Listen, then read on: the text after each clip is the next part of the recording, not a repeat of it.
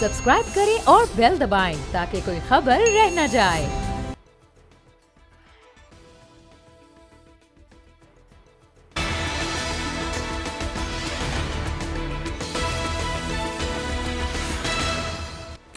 अस्सलामुअलैकुम। प्रोग्राम आप देख रहे हैं बात होगी और इस प्रोग्राम में मेरे साथ देंगे आमिर ज़िया साहब, नज़ीर लगारी साहब इस प्रोग्राम का हिस्सा होंगे। नाजरीन, जो सूरत हाल अब आज हम मुल्क में देख रहे हैं, मियां नवाज़ शरीफ की वापसी की जो तारीख सामने आई, उसके बाद मरीम नवाज़ ने आज खिताब करते हुए ये बात की कि नवाज़ शरीफ वापस नहीं आ रहा बल्कि तरक्की और खुशहाली का दौर वापस आ रहा है। तो जनाब यहाँ पे अब सवाल ये बनता है कि अगर ये खुशहाली का दौर आ रहा था, जो छड़ी वो लेकर आ रहे हैं, जादू की छड़ी, जो फॉर्मूला उनके पास है खुशहाली का, वो उन्होंने अपने छोटे भाई यानी मियां शहबाज शरीफ जो 16 माह हुकूमत में रहे, उनको ये कारकर्दगी जो दिखाने का उनको मौका मिला था, उस वक्त उनको ये फार्मूला क्यों नहीं दिया? क्योंकि आज जो सूरत हाल हम मुल्क में देख रहे हैं, 26 रुपये का जब पेट्रोल बढ़ गया और उसके बाद जो तमाम अशिया ख़ोर-ओ-नोश की कीमतें बढ़ जाती हैं, बल्कि उससे जुड़ी हुई कुछ भी मुल्क में हो, पेट्रोल बढ़ता है तो कहा जाता है कि जनाब अब सब हर चीज़ महंगी हो चुकी है क्योंकि पेट्रोल बढ़ गया है। एक बड़ा अच्छा सा फार्मूला हमने रखा हुआ है। तो आज जो मुल्क की सूरत हाल है, बिजली के जो हमने देखे कि क़यामत खेज़ बिल सामने आए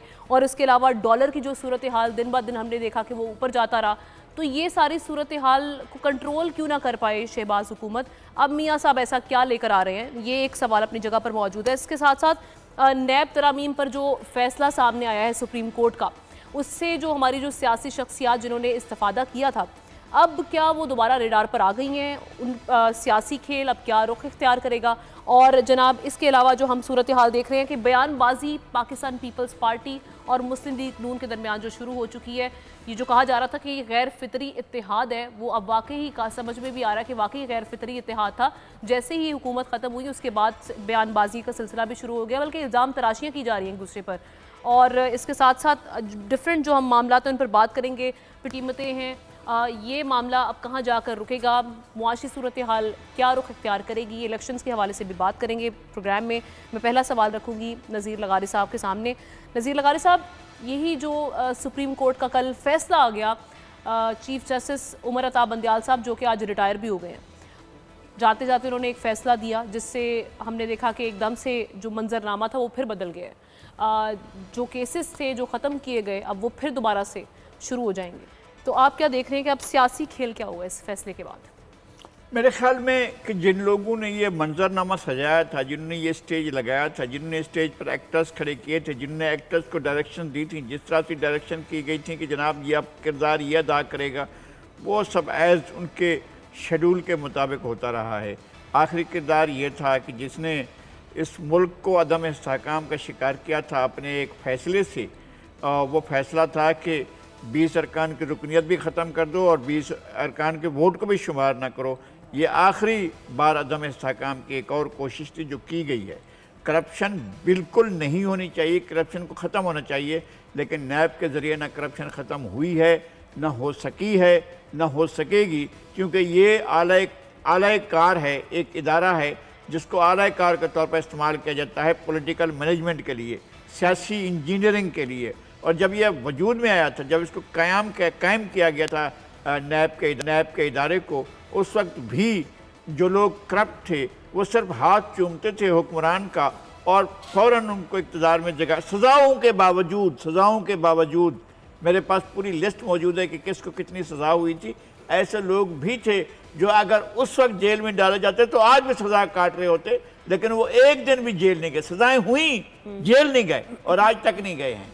तो ये इदारा इसलिए बनाया गया था कि इससे सियासी इंजीनियरिंग की जाए और लोगों को जो है वो उनकी वफ़ाएँ ख़रीद कर दूसरी जगह पर रखी जाएँ। और जिसने कहा कि मैंने करप्शन की थी और मैंने कुछ अपने मुस्तकबिल के लिए करप्शन की थी, जब वो इस एतराफ़ के बाद मुल्क में वापस आया तो उसे वफाकी वज़ीर बना दिया गया और सारे थाने उसके हवाले कर दिए गए, बल्कि सारी मुल्क की बिजली उसके हवाले कर दी गई थी।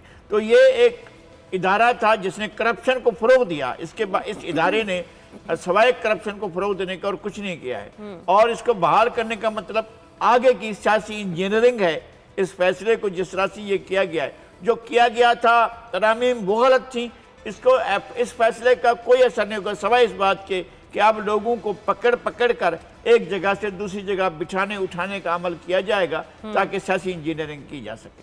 ठीक है आमिर ज़िया साहब, आप इस फैसले को किस तरह से देख रहे हैं? उसके बाद जो सियासी शख्सियात जिन्होंने फ़ायदा उठाया था उससे एक बार फिर से उनके केसेस जिंदा हो गए हैं। एक तो ये सिचुएशन, और दूसरा जो हम देख रहे हैं कि मियां नवाज शरीफ साहब 21 अक्टूबर की तारीख दे बैठे हैं और उसके बाद ये फैसला आ गया। अब क्या उनका आना यकीनी है? क्योंकि ख्वाजा साहब कह रहे थे रिस्क ज़ीरो होगा तो आएंगे।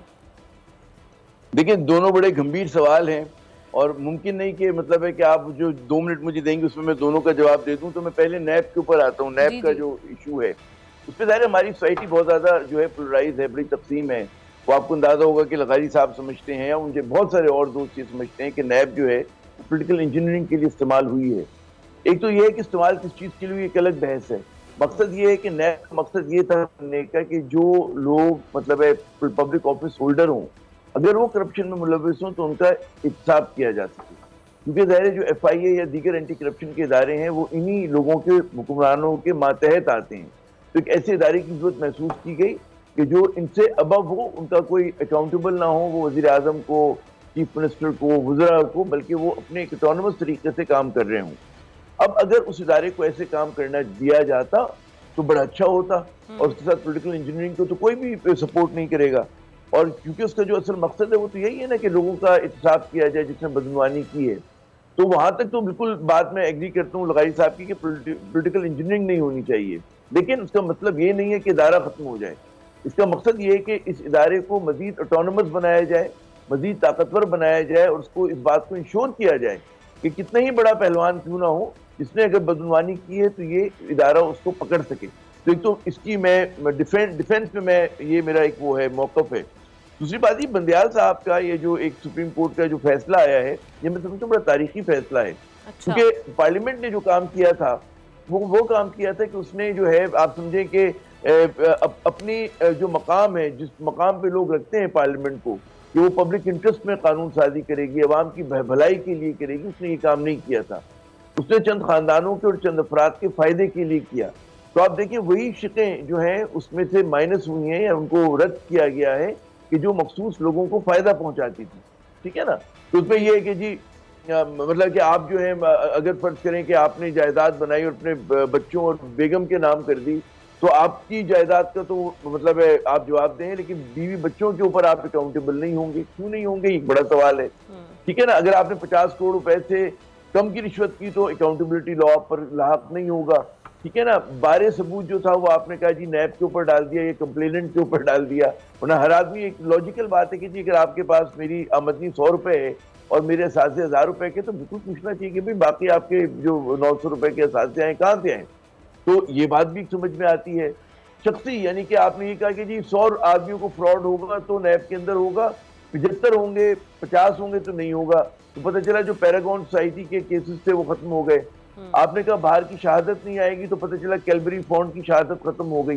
तो अगर आप गिनते चले जाएं तो आपको पता चलेगा कि जनाब इससे बड़े बड़े लोगों ने फायदा उठाया और 90% जो केसेस थे वो खत्म हो गए थे। 90% केसेस। उसके बारे में माहिरीन कह रहे थे कि जी लाइसेंस टू करप्शन दे दिया गया कि व्हाइट कॉलर क्राइम का कोई डर खौफ ही नहीं है। तो यहाँ पर जो उन्होंने शिकें खत्म की हैं वो मेरे ख्याल में बड़ी खुशाइंद है।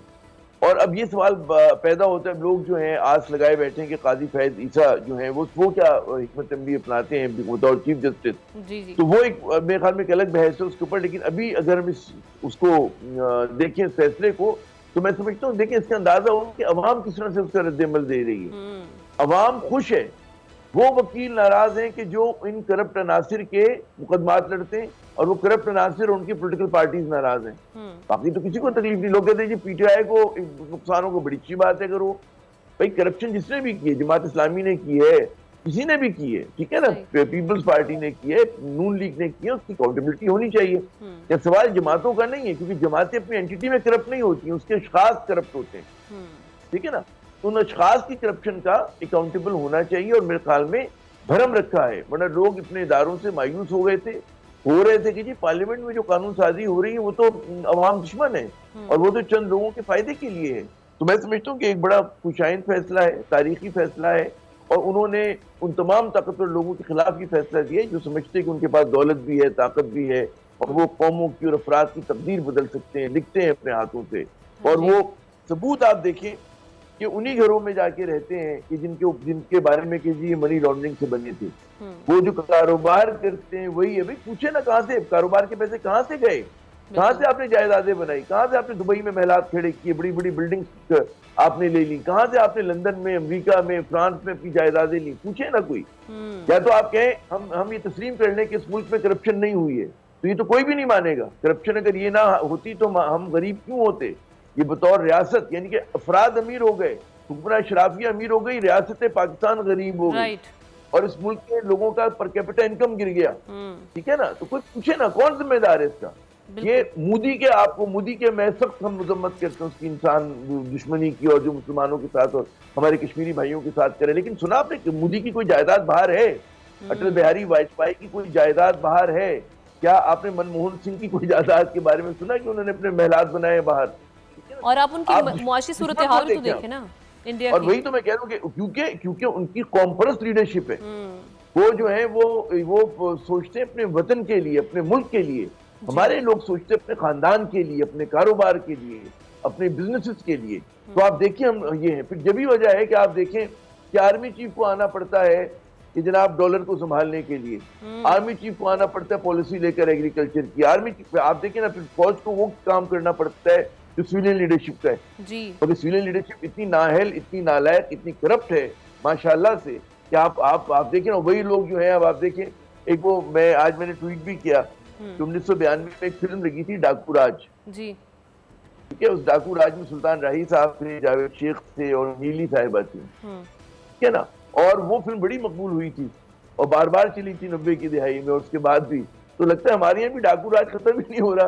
वो बार बार वो फिल्म, पुरानी फिल्म चली जा रही है और उसके उतरने का वक्त नहीं आ रहा। तो खुदा के लिए अवाम का राज होना चाहिए, मेहनत कशों का राज होना चाहिए, ईमानदार लोगों का राज होना चाहिए, ना कि उन लोगों का कि जो बदनवान है, सर से पैर तक गलाजत में, गंदगी में, करप्शन में डूबे हुए हैं। जनाब आमना साहब, लगारी साहब, अभी जो हम देख रहे हैं कि मियाँ साहब वापस आ रहे हैं, बड़े भरपूर इस्तकबाल की तैयारियां भी हो रही हैं। इस हवाले से खबरें भी काफ़ी गर्म है जी कि कहाँ आएंगे, मीनार पाकिस्तान में जलसा करेंगे, डिफरेंट टास्कों पे जा रहे हैं। और पहले ही कहा जा रहा था कि रिस्क ज़ीरो होगा तो आएंगे। तो अब आप समझते हैं कि उनके लिए रिस्क ज़ीरो हो चुका है, राह बिल्कुल हमवार हो चुकी है मियाँ साहब के लिए। मियाँ साहब आएंगे और आते ही छा जाएंगे, हुकूमत में भी आ जाएंगे और मुआशी तरक्की भी शुरू हो जाएगी, सारी सिचुएशन ठीक हो जाएगी। मैं समझता हूँ कि ऐसा भी हो सकता है। अच्छा, हाँ, इसलिए कि मसला है सहूलतकारी का। पहले कैसे आ गए थे? पहले तो 10 साल का मुआहदा करके गए थे। तो हर आदमी को मालूम था ना, पाकिस्तान में कौन है जिसको ये मालूम नहीं है कि वो 10 साल का मुआहदा करके गए थे।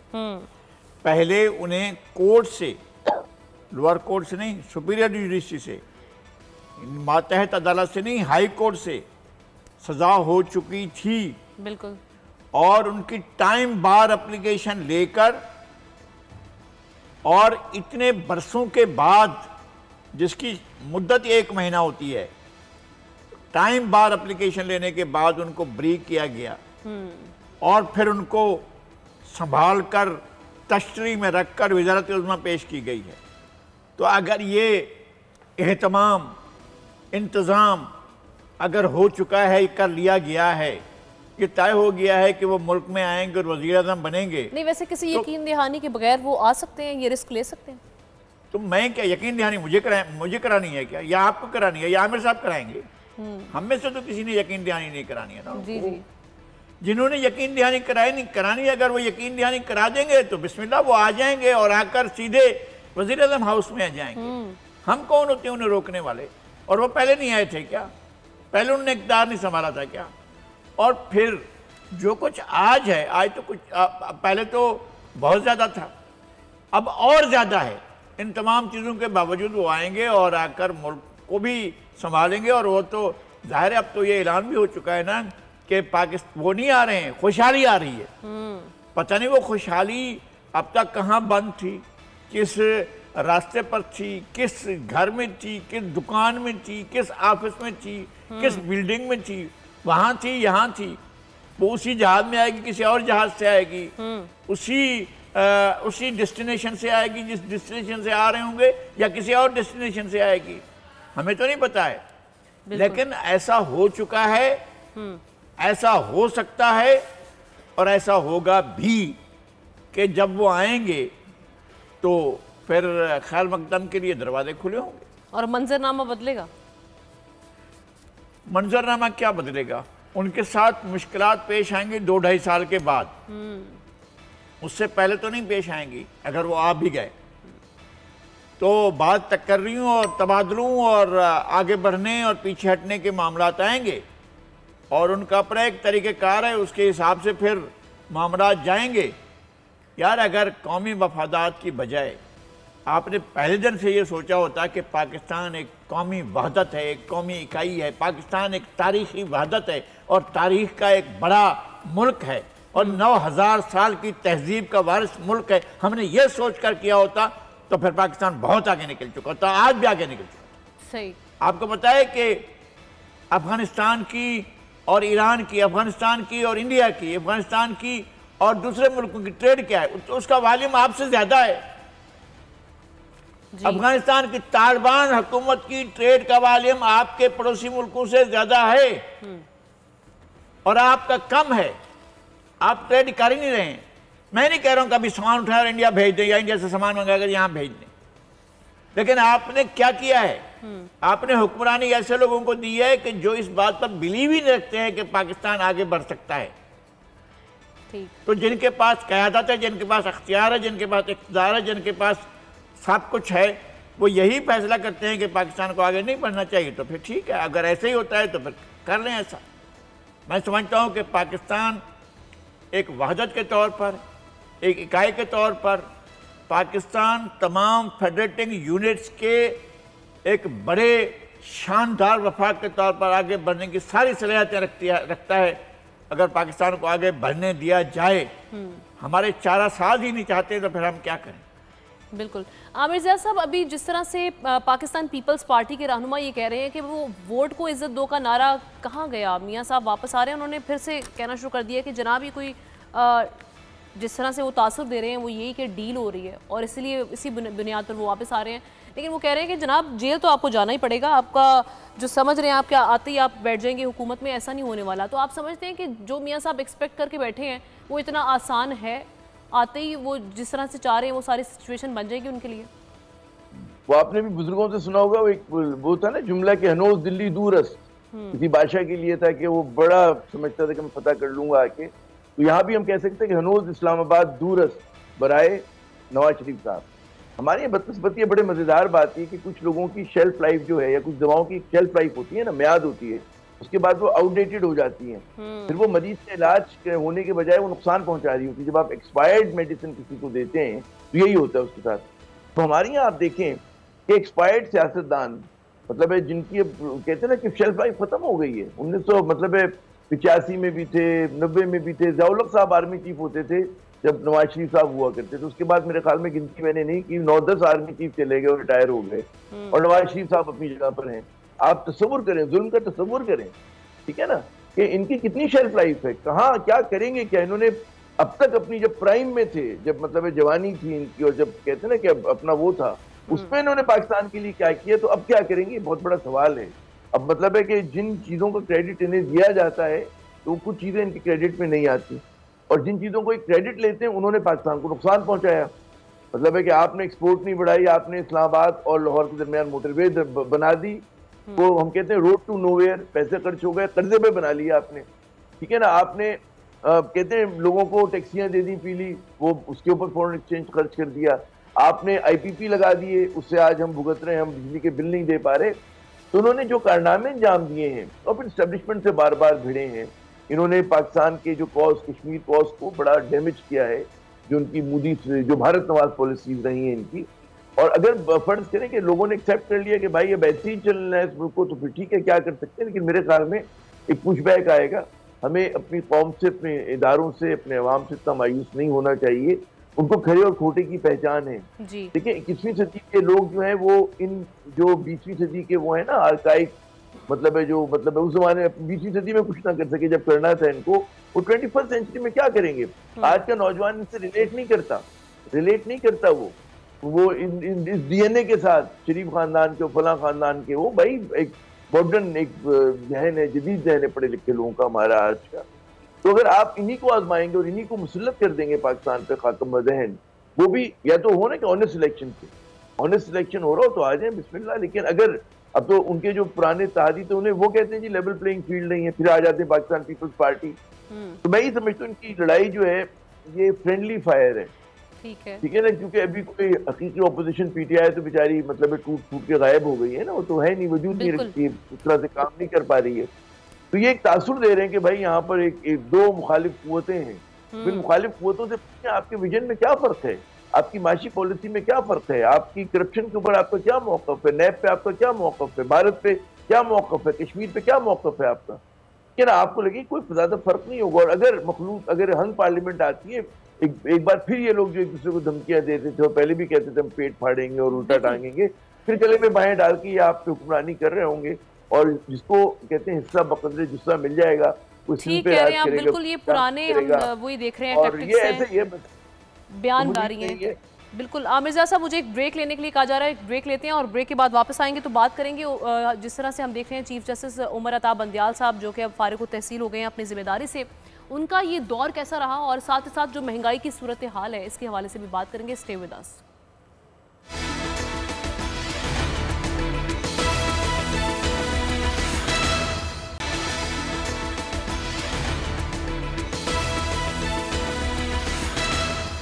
वेलकम बैक वंस अगेन नाजरीन।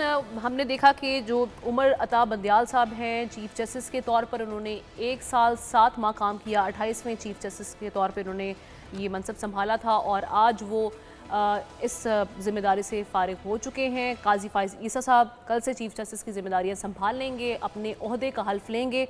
लेकिन ये एक ऐसा उनका टेन्योर रहा उमर अता बंदियाल साहब का जिसमें हमने देखा बहुत सारे चैलेंजेस सुप्रीम कोर्ट के सामने रहे और उसमें काफ़ी जिम्मेदारी सुप्रीम कोर्ट पर डाल दी जाती थी। वो चीज़ें जहाँ पर सियासी जमातों के दरमियान वो इश्यूज़ जो वो बैठ के सॉर्ट कर सकते थे वहाँ पर डेडलॉक आता था और वो सुप्रीम कोर्ट के सामने रख दिया जाता था।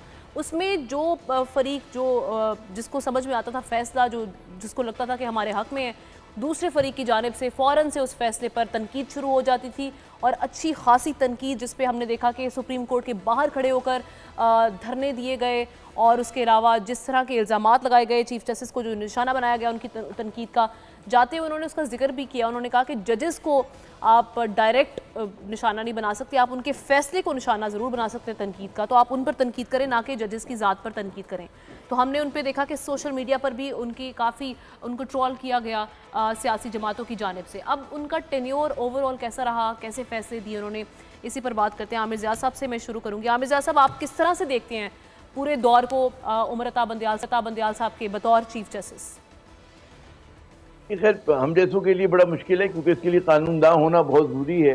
कि मैं ये कहूँगा कि बड़ा मुश्किल दौर यूँ था कि पाकिस्तानी सोसाइटी बहुत ज़्यादा पोलराइज रही है। आपने देखा कि हमारे यहाँ जो फ्रिक्शन था बहुत ज़्यादा बढ़ गया था और सुप्रीम कोर्ट के पास वो तमाम फैसले आ रहे थे कि जिनका रिजॉल्व होना चाहिए था पार्लियामेंट के अंदर या सियासतदानों को पार्लियामेंट से बाहर जो है उनको मसले को हल करना चाहिए था।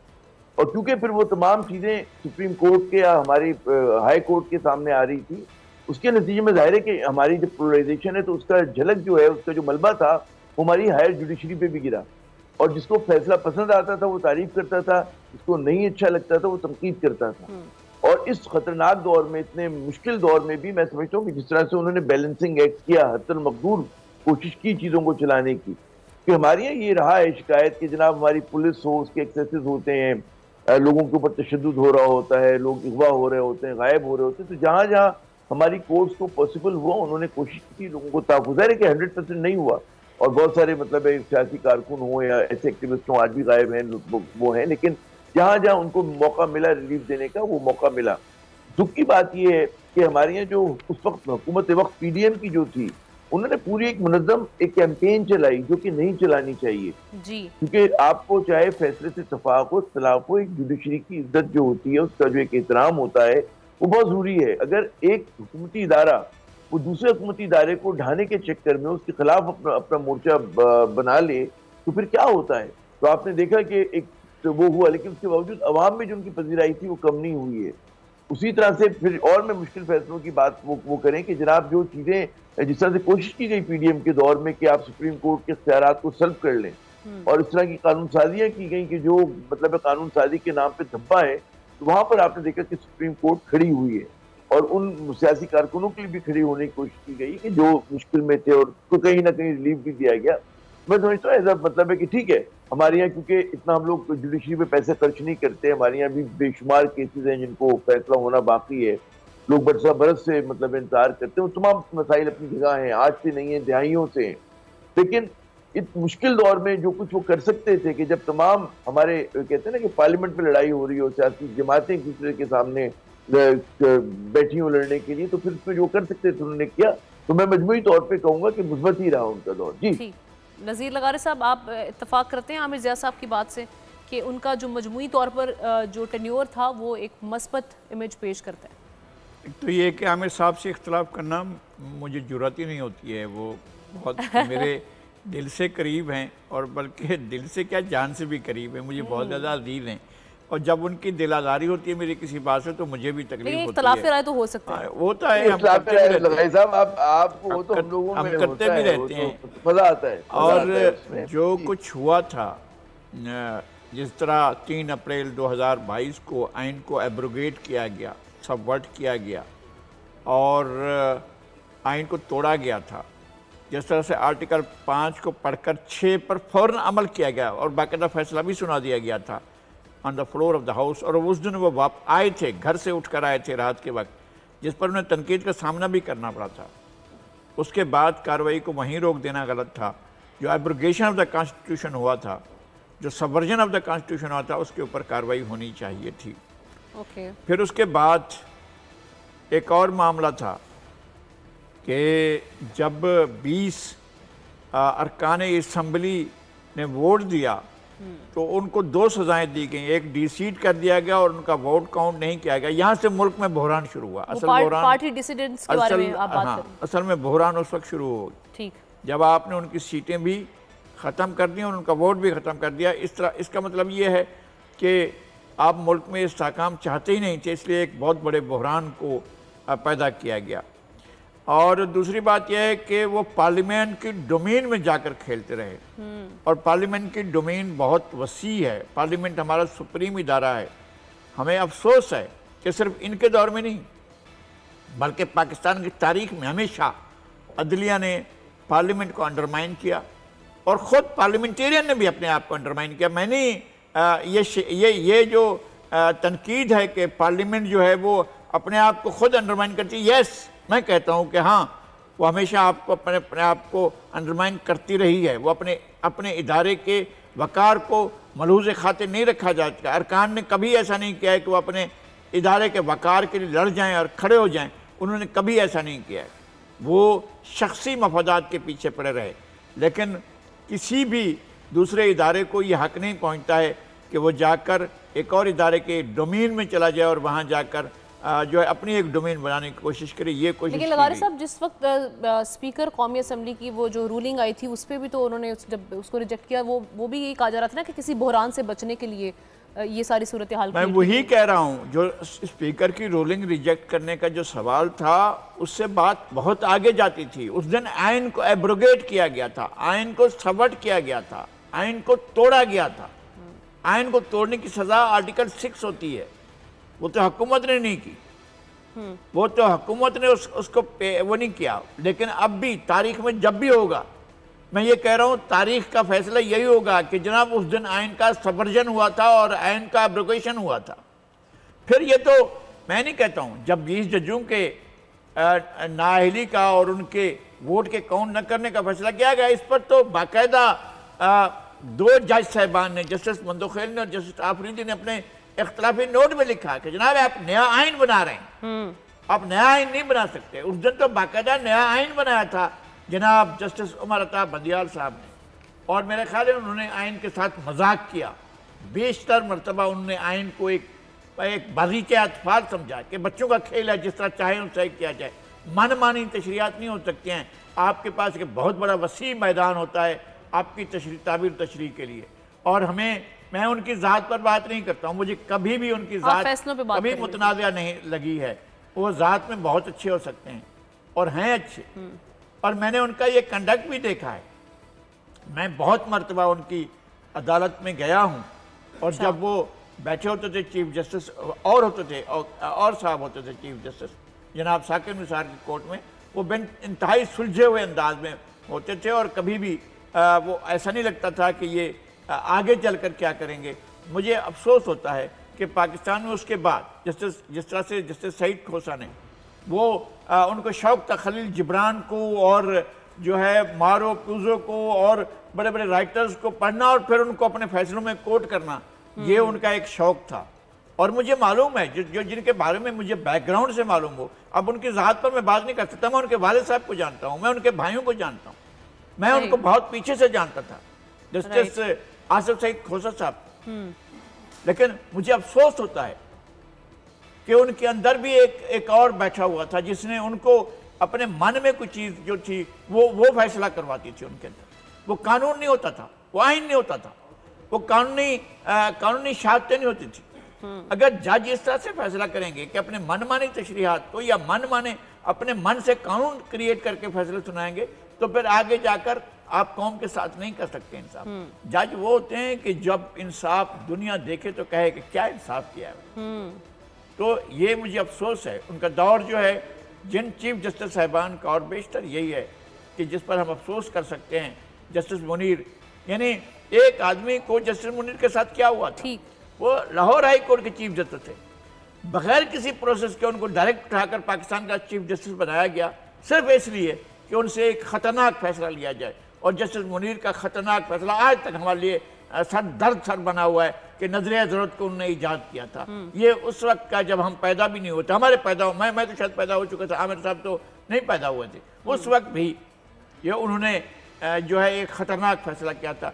और फिर चीफ जस्टिस के बाद फिर उन्हें वजीर कानून बनाया गया। उन्हें ज़रा सा भी अफसोस नहीं हुआ कि मैं ये क्या मनसब ले रहा हूँ कि जब मैं चीफ जस्टिस रह चुका हूँ। तो जस्टिस मुनीर ने किया, फिर बहुत से जस्टिस मुनीर पैदा हुए, अनवर हक भी जस्टिस मुनीर थे, और उसके बाद जो है बहुत से और आए, इफ्तिखार चौधरी भी जस्टिस मुनीर थे, आसिफ सईद खोसा भी जस्टिस मुनीर थे, मैं किसी और क्या जिन्होंने ये किया था, वैलिडेशन किया था मार्शल्लाह का, वो सारे के सारे जो है वो जस्टिस मुनीर ही थे और उन्होंने ये फैसले किए। ठीक है। और जनाब हम ही अभी जो सिचुएशन देख रहे हैं, आगे बढ़ के उस पर बात करते हैं। वो सिचुएशन ये है कि अभी जो मुल्क में महंगाई की सूरत हाल है, और अभी उस पर हमने देखा कि फिर 26 रुपये पेट्रोल की कीमत में इजाफा कर दिया गया और आवाम की चीखें निकल आई हैं एक बार फिर से।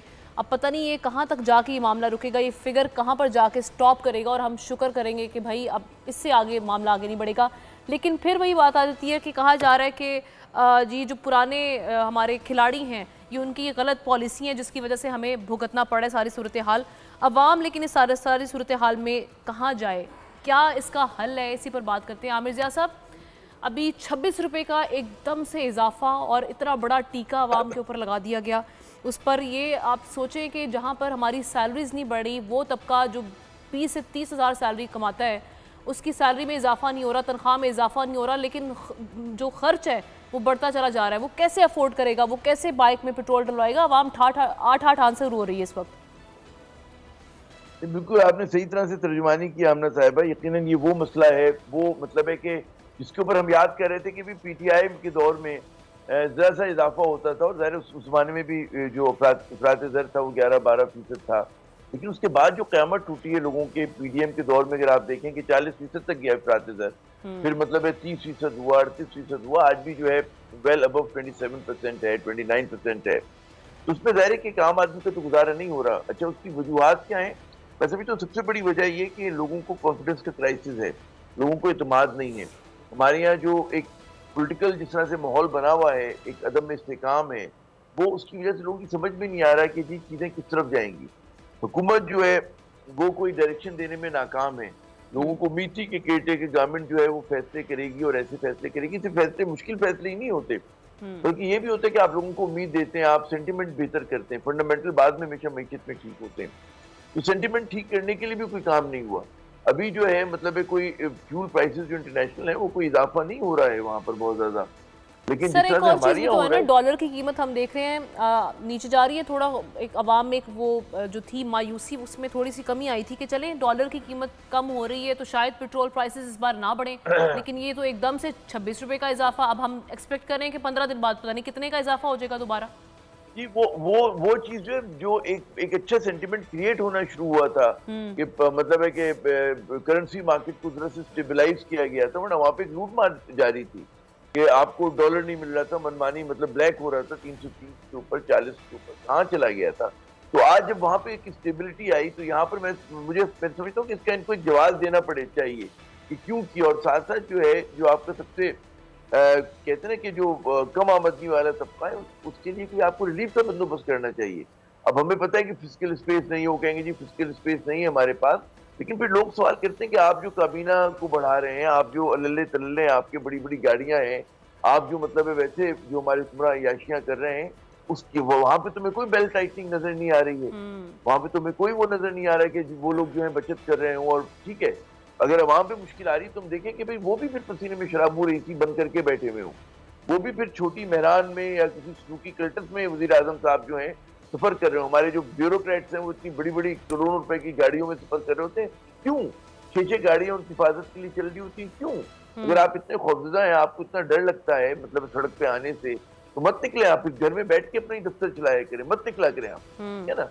अब तो टेक्नोलॉजी का दौर है, जूम के ऊपर मीटिंग करें, लेकिन आपके लल्ले तल्ले वही हैं, आपके मतलब बड़ी गाड़ियां हैं, आपकी शान है, आप बिजनेस क्लास में सफर कर रहे हैं, आपके पास जनाब खुदा आपका भला करे इलाज मालजे के लिए आप जो है वो कौमी वसाइल को जाया कर रहे हैं, बाकायदा जाया ही कहूंगा। तो वहां पर आप देखें कि ये आपको एक डिस्पैरिटी नजर आती है। तो अवाम के लिए पाकिस्तान कुछ और है और हुक्मरान शराफिया के लिए कुछ और है, तो ये चीजें बहुत अरसे तक नहीं चल सकती, अनसस्टेनेबल होती जा रही हैं। लोगों में गुस्सा बढ़ रहा है, झुंझलाहट बढ़ रही है, और हमें डरना चाहिए उस वक्त से कि ये झुंझलाहट जो है कोई खुदा ना खास्ता खाकमंदन कोई मनफी रुख इख्तियार ना कर ले। लोग जॉबलेस हो रहे हैं, लोगों को तनख्वाहें नहीं मिल रही हैं, लोग जो है मतलब उनकी तनख्वाहों में कटौती हो रही है, एक अजीब सूरत हाल है, ऊपर से गुजारे की महंगाई है। तो ये चीज जो है मतलब नाकाबिल माफी भी है, और हुकूमत जो है हुक्मरान कोई डायरेक्शन देने में, सिम देने में नाकाम है। लगारी साहब, ये जिस तरह से अभी आमिर साहब कह रहे हैं कि मामला ज़्यादा देर तक नहीं चल सकता, अब अवाम का पुरसाने हाल कौन है, जिम्मेदारी किस पर हमायत करें, हल निकालना सबसे बड़ी जिम्मेदारी, इस वक्त जो मसला है वो हल है, हल क्या है इसका? पहली बात तो ये है कि मैं आमिर साहब ने जो कुछ कहा मैं उससे 100% एग्री करता हूँ, वो ठीक कह रहे हैं। दूसरी बात यह है कि पाकिस्तान बहुत अमीर मुल्क है, दुनिया के वसाइल से माला माल मुल्क है, लेकिन इसकी ओनरशिप किसके पास है, इसके फैसले कहाँ होते हैं, इस मुल्क के बारे में बेहतर फैसले कौन करता है, यहाँ कौन तय करता है कि हमारी मालियाती पॉलिसी क्या होगी, हमारी मॉनेटरी पॉलिसी क्या होगी, कौन तय करता है हमारी फिस्कल पॉलिसी क्या होगी, कौन ये तय करता है कि पाकिस्तान में तरजीहात क्या होंगी, कौन ये करता है तय कि जनाब लोगों को रिलीफ कैसे दिया जाएगा, कैसे ये सोचा जाता है। पाकिस्तान में पहले वज़ीर ख़जाना ग़ुलाम मोहम्मद से लेकर आज के वज़ीर ख़जाना शमशाद अख्तर साहिबा तक हमें बताया तो जाए ये कहाँ से, किस जगह से, किस मकान से, किस इदारे से, कहाँ से उठ कर आए और हमारे इस मुल्क पर ख़जाने पर, इस मुल्क के ख़जाने पर आकर बैठ गए। ये कौन है जो हमारे आकर बैंकों के हमारे जो रियासत का बैंक है, जो हमारा स्टेट बैंक है, उसके ऊपर आकर गवर्नर बनकर बैठते हैं। ये इनकी तकर्री कौन करता है, हमारी पॉलिसियाँ कौन बनाता है। आप खुद अपनी असम्बली में जो है कवानीन पास करते हैं कि जी हम इसके बारे में इसका इतना सॉवरेन होगा कि हम इससे कोई बात नहीं पूछेंगे, और फिर आपके अल्लाह तल्ला जो ये कह रहे हैं, आमिर साहब कह रहे हैं, ये कौन बर्दाश्त कर सकता है। हॉलैंड का वजीर आजम साइकिल पर आता है पहले यूनिवर्सिटी में लेक्चर देने के लिए, और उसके बाद वहां से साइकिल पर जाता है अपने दफ्तर में, बाइसिकल पर।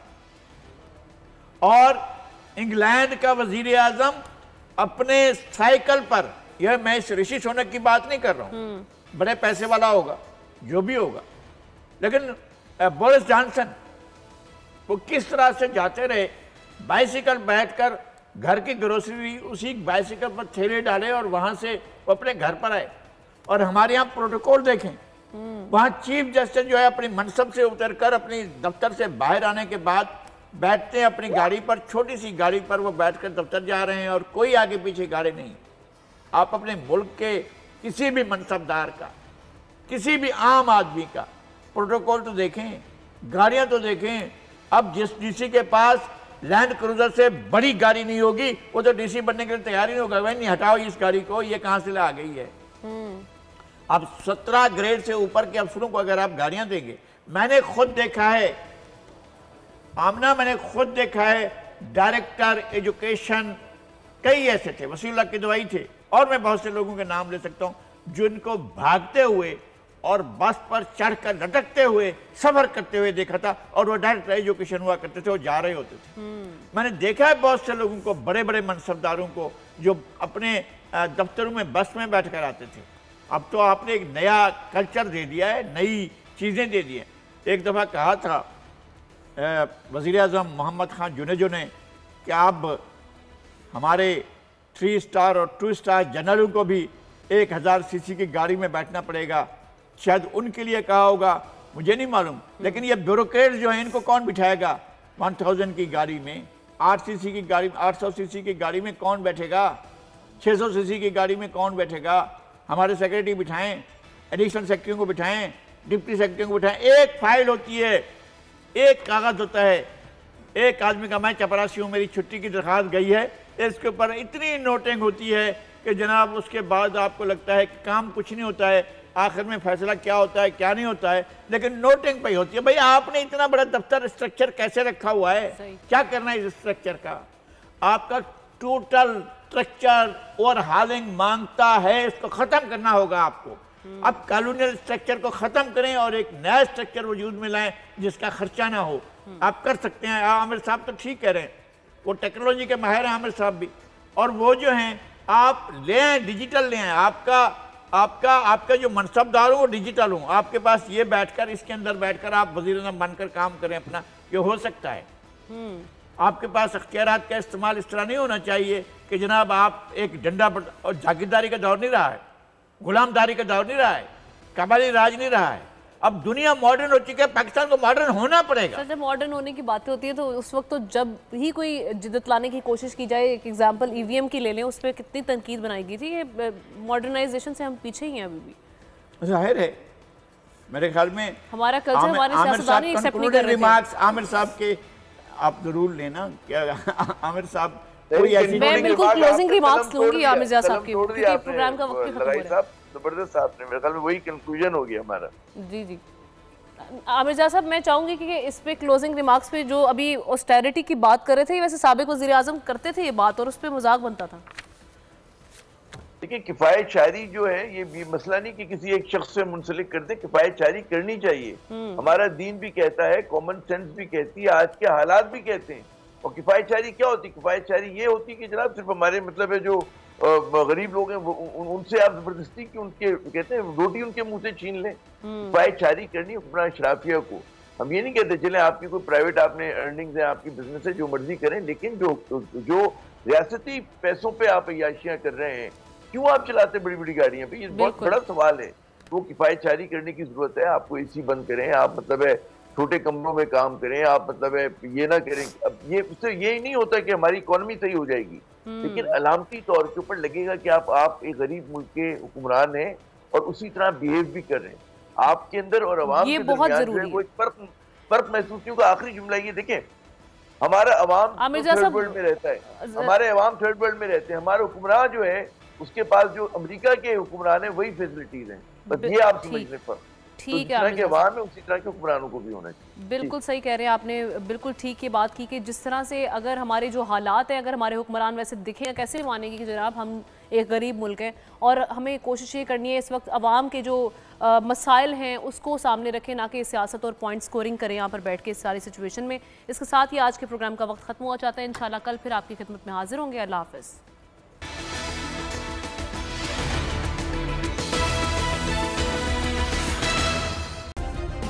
सब्सक्राइब करें और बेल दबाएं ताकि कोई खबर रह न जाए।